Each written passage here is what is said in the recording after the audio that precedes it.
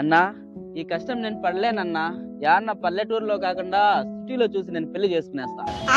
ఓరే వీరుగా నాకు ఈరుగా అనద్దునా, వీరా నా పేరు నీకు తెలియదేమే? నీ ముఖం ఎప్పుడన్నా అద్దంలో చూసుకున్నావరా? సరే సరేలేరా, తిందాం. ఇలాంటి మాటలకి ఏమి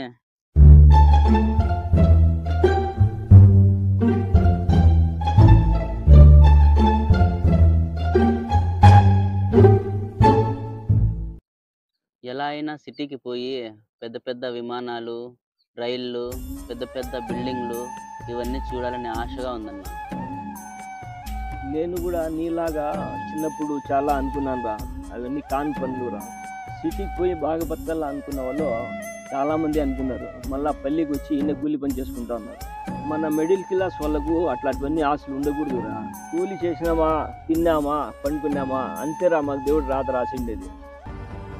సరే అన్న, వెళ్దాం పదా, చేసి పోదాం. మారప్ప, మనలాంటి వాళ్ళు సిటీకి పోయి బతకలేమన్నావు కదా, మనలాంటి వాళ్ళు సిటీకి పోయి బతికి బాగా సంపాదించిన వాళ్ళు కూడా ఉన్నారు మారప్ప, గుర్తుపెట్టుకో.